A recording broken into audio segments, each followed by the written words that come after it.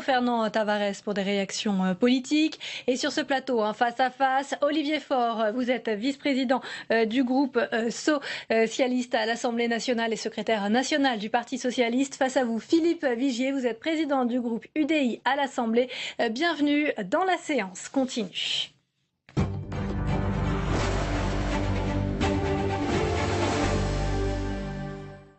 Et avant de débattre, je vous propose cette image, cette minute de silence à la mémoire de Michel Rocard, rendue par l'ensemble des députés avant les questions au gouvernement. Un homme d'État, une partie de notre histoire politique, a salué Claude Bartolone.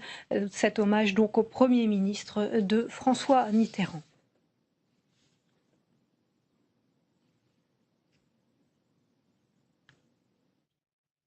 Et on va commencer ce débat ensemble avec cette information. L'adoption de la loi travail, elle est considérée comme adoptée car aucune motion de censure n'a été déposée. Son examen avait été écourté hier après le recours au 49.3 par le gouvernement.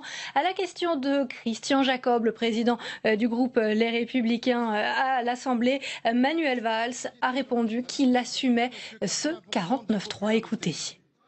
Oui, sur un certain nombre de textes, et de textes importants, nous n'avons qu'une majorité relative.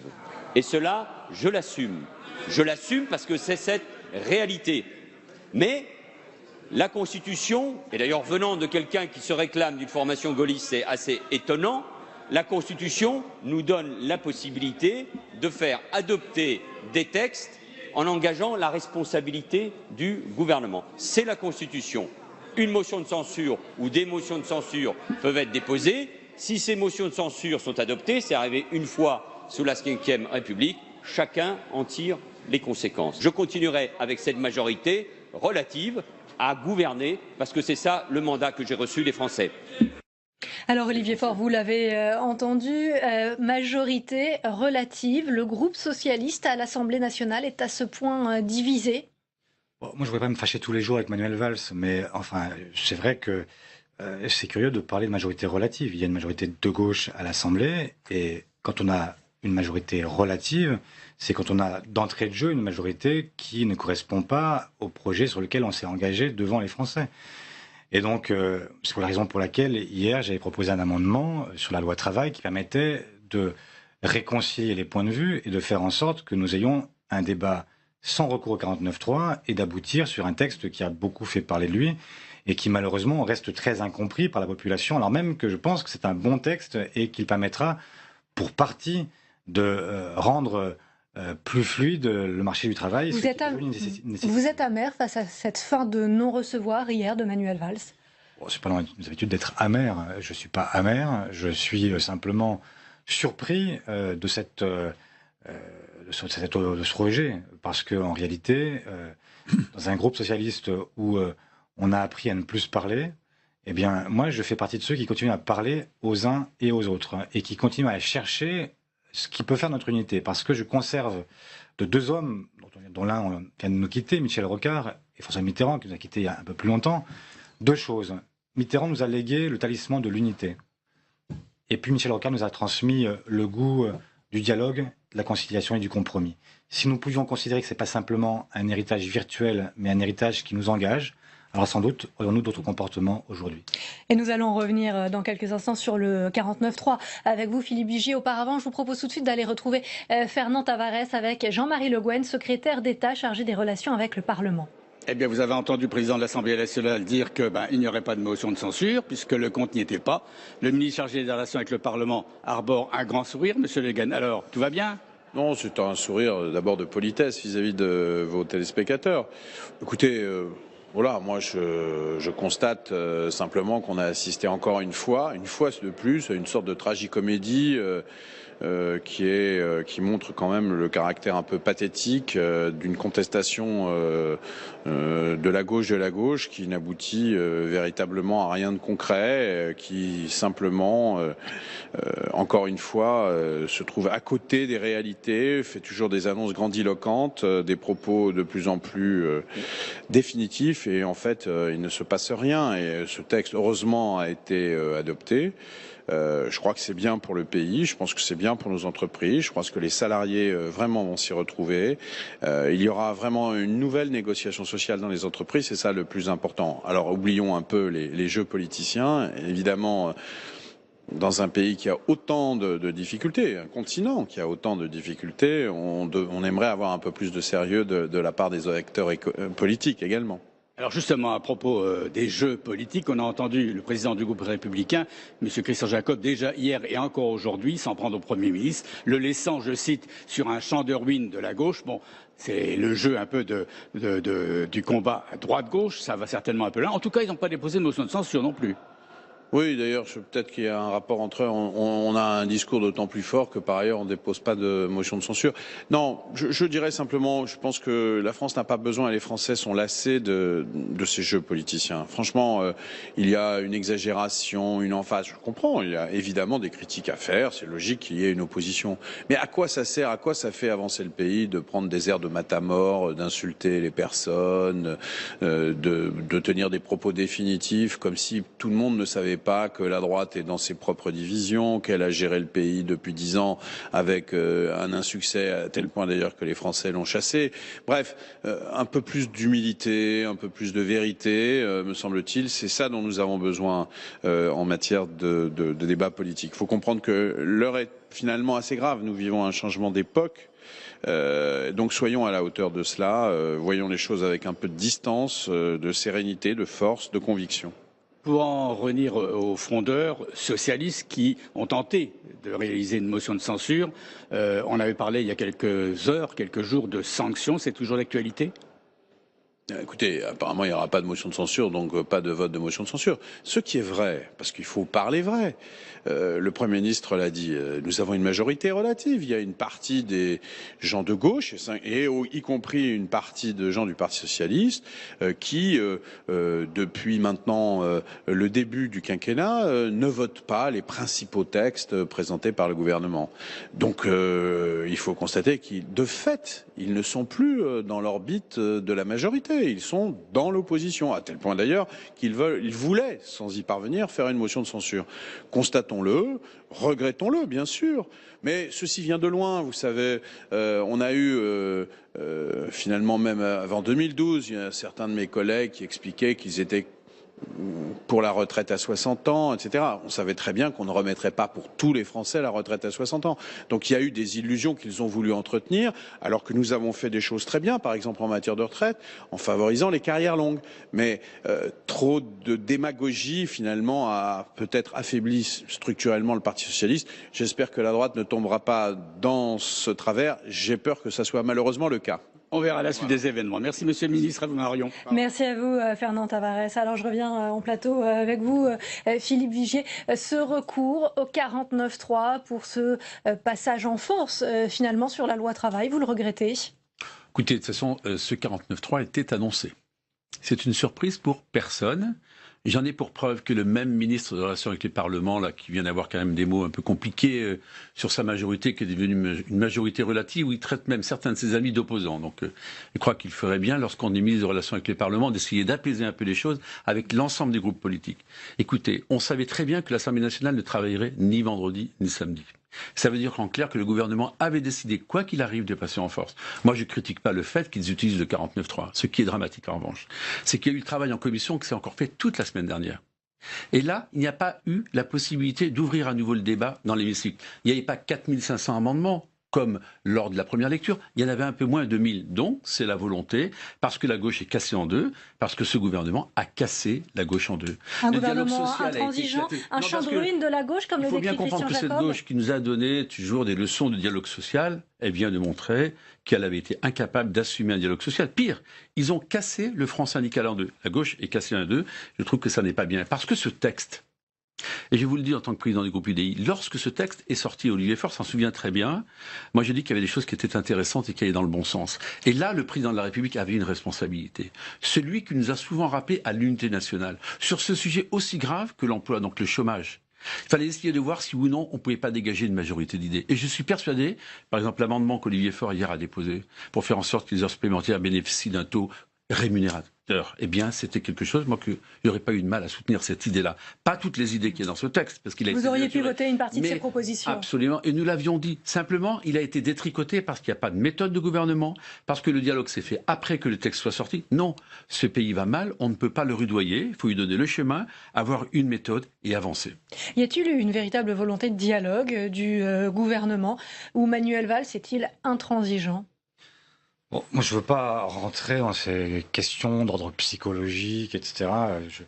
Il y a un résultat, vous le connaissez. Il y avait des propositions pour un autre chemin. Le chemin qui a été choisi, c'est celui du 49.3, celui d'une forme d'efficacité, pour rester dans l'euphémisme.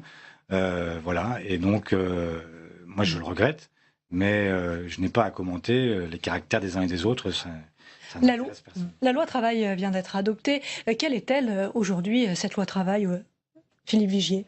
Il n'y a qu'une chose qu'on retiendra, c'est l'inversion de la hiérarchie des normes qui fait que les accords d'entreprise vont l'emporter sur les accords des branches. D'abord, il ne faut pas découvrir qu'il n'y avait pas d'accord d'entreprise qui n'existait pas. C'est pas vrai, il y avait plus de 300 000 accords d'entreprise qui étaient là. Bon, après, il y a d'autres petites avancées, mais qui sont tellement insuffisantes par rapport à la concurrence à laquelle nous sommes exposés. Regardez, la croissance va un peu mieux. C'est vrai, mais regardez ce qui se passe dans les pays d'Europe, dans la zone euro, elle est plus importante. La compétition européenne est exacerbée. Ce qu'il faut, c'est oxygéner ce pays, libérer les énergies qui veulent s'investir, qui veulent faire en sorte que l'on crée de l'activité. Moi, vous savez ce qui est le plus difficile pour un député, quelle que soit sa sensibilité politique, c'est de considérer qu'il y a toujours autant de chômage, quasiment, que les jeunes, 23% des jeunes au chômage. Quelle France on leur lègue? Donc ça nous donne à nous une responsabilité importante. Cette loi, justement, va-t-elle permettre à l'économie de se relancer ? Bon, je ne crois pas qu'on puisse espérer une baguette magique. Cette loi, elle permet de moderniser le Code du travail. Et je vais juste nuancer par rapport à ce que dit Philippe Vigier, c'est qu'il n'y a pas d'inversion de la hiérarchie des normes dans tous les secteurs. Il y a, sur un sujet de négociation particulier, qui est l'organisation et le temps de travail, on pourra désormais avoir des accords d'entreprise qui pourront déroger aux accords de branche. Et parce que sur ces sujets-là, nous considérons qu'il y a matière à négocier sur le plan local et que ceux qui sont les mieux à même de comprendre ce qu'ils vivent sont ceux qui sont dans l'entreprise. Il y a des sujets sur lesquels, et c'est la raison pour laquelle il y avait mon amendement d'hier, c'est qu'il y a des sujets sur lesquels il y a des craintes, notamment de dumping social. Sur les heures supplémentaires. Sur les heures supplémentaires, par exemple. Et donc, je voulais sanctuariser ces heures supplémentaires pour éviter justement que cette crainte existe et que demain, on ait comme levier de négociation les heures supplémentaires et leur minoration, ce qui, évidemment, serait un vrai problème pour le pouvoir d'achat des Français. Je ne crois pas que ça intervienne, mais en même temps, je comprends cette crainte et cette inquiétude. Et quand on veut faire un compromis, quand on veut bâtir un compromis, quand on veut chercher la paix, on la cherche avec ceux qui se sont opposés à un texte. Et sur ce seul point-là, on avait la possibilité d'arriver à un compromis. Je regrette que nous n'ayons pas été jusqu'au bout. On va poursuivre le débat avec un tout autre thème. Parce que très rapide. Le fait qu'on ait supprimé l'exonération d'impôt sur les heures supplémentaires, qui était certes une rustine, mais une rustine efficace car elle donnait des pouvoirs d'achat. Et là, le fait qu'il y ait un risque de baisser la majoration des heures supplémentaires. Ça, c'était la deuxième crainte. Et vous voyez, pour moi, le pouvoir d'achat, c'est un élément central. Si on regarde le pouvoir d'achat sur ces 4 ans, qu'est-ce qu'il a fait? Il a à peine augmenté de plus de 1,3% en 4 ans. Accord, donc en tout cas sur ces heures supplémentaires. On va poursuivre avec un tout autre thème. Au cœur de ces questions au gouvernement, le rapport de la commission d'enquête sur les attentats remis hier par le rapporteur Sébastien Pietrasanta. 40 propositions pour mieux lutter contre le terrorisme ont été dévoilées. Le député a interrogé le gouvernement. Bernard Cazeneuve a estimé que certaines de ces propositions sont inappropriées. Écoutez-le. Dès lors que nous serons en situation d'établir en quoi un directeur général apporterait plus qu'un coordonnateur, nous pourrons évoquer cette question ensemble. Quant à l'agence nationale, si elle devait être un guichet de plus, là où vous constatez qu'il y en a déjà trop, nous serions dans une situation où nous aurions transformé le millefeuille que vous regrettez en plum pudding, et ce n'est pas l'objectif du gouvernement. C'est la raison pour laquelle je propose que sur la base des propositions que vous avez formulées, nous puissions nous retrouver dans les semaines qui viennent avec le président de la mission pour voir les conditions dans lesquelles nous réserverons les suites les plus utiles aux propositions que vous avez formulées. On le voit, ce sont des questions sensibles, Olivier Faure. Pourtant, le renseignement français connaît des failles. C'est le bilan de ce rapport qui émet un certain nombre de propositions, notamment sur le renseignement, avec cette agence, une meilleure coordination des services. Il faut aller dans ce sens aujourd'hui. Il y a deux écueils. Il y a celui qu'évoque à l'instant Bernard Cazeneuve, c'est-à-dire que si effectivement cette agence nationale de renseignement devait être une agence de plus qui se superpose à toutes les autres, ce serait un guichet de plus et ce serait un guichet de trop. Si il faut une rationalisation. Au contraire, ça permet de rationaliser. J'ai envie de dire que effectivement, ce serait bienvenu parce que chacun le comprend bien. Il y a aujourd'hui une certaine faille dans le renseignement et que, y compris parfois dans la guerre que se mènent les services, je suis pas spécialiste du renseignement, mais de tout ce qu'on observe et de tout ce qu'on lit, on croit comprendre quand même que parfois la fluidité de l'information n'est pas totale. Pour rester en euphémisme là aussi. Et donc, il faut peut-être l'envisager. Moi, je suis très partagé et sur cette question-là. J'espère que le rendez-vous annoncé par Bernard Cazeneuve sera suivi des faits et que le débat ne sera pas éteint tout de suite parce que je fais confiance au sérieux notamment du rapporteur Pietrasanta qui est un très bon député et qui fait ce travail en conscience et certainement au vu de ce qu'il a observé. Et donc je crois que le pire serait de traiter ce rapport par une forme de désinvolture, comme c'est souvent le cas pour les rapports parlementaires qui servent beaucoup à caler les armoires. Philippe Vigier, le ministre doit se saisir de ces propositions. Écoutez, il y a eu ce drame qui nous a tous frappés. Il y a eu une commission d'enquête dans laquelle tous les groupes politiques sont représentés. Ils sont arrivés à se retrouver sur 40 propositions.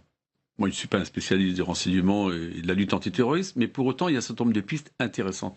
On a un collègue, Meir Habib, qui a beaucoup travaillé sur ces questions-là et est très présent. Olivier Faure le disait, il ne faudrait pas que ce soit un rapport de plus sur une étagère. Il y a des pistes qu'il faut explorer. Moi, je veux de l'efficacité, mais il y a une chose, regardez. Le fameux Abdeslam, là, qui d'ailleurs a une salle de gym qui lui est aménagée dans sa cellule. Bernard Cazeneuve y a répondu. Quand je pense aux cellules de la prison de Châteaudun que je visite régulièrement, il y a un peu de différence. Mais ça, c'est pas le sujet. Ces gens-là, qui étaient fichés, vous savez très bien, qui étaient fichés en Belgique, qui étaient fichés en France, il n'y avait pas de circulation des informations. Ça, c'est plus supportable. C'est le problème du renseignement européen. Ce supporter russe, dont on a vu que le samedi, il était expulsé de France et que le lundi, il était chez nous. Tout ça, c'est insupportable. Moi, je dis que les forces de l'ordre font un boulot formidable. S'il y a des pistes pour améliorer l'efficacité, je suis contre les agences nouvelles. Ce que je veux, simplification, réactivité et surtout faire en sorte qu'on lutte le plus efficacement possible contre le terroriste. La coopération européenne est nécessaire aujourd'hui. Est-elle en marche, Olivier Faure ? Bon, je ne vais pas faire semblant d'être un spécialiste du sujet, ce que je ne suis pas. Donc j'ai le sentiment que malgré tout, cette vague d'attentats a quand même bousculé les habitudes et que de grands changements sont en cours, y compris sur la traçabilité des voyages aériens et sur un certain nombre de sujets comme cela. La coopération semble être mieux engagée. Mais c'est évidemment une nécessité absolue. En fait, comment peut-on combattre un ennemi qui, lui, est en réalité une multinationale, puisque l'armée de Daesh, c'est une armée de combattants qui sont égarés à travers le monde et qui attendent leur mission pour pouvoir se lancer. Et donc, si on n'a pas cette coopération les uns avec les autres, nous sommes effectivement voués à un certain nombre d'échecs, pas toujours, mais enfin, il y a un certain nombre d'attentats qui continueront à se produire.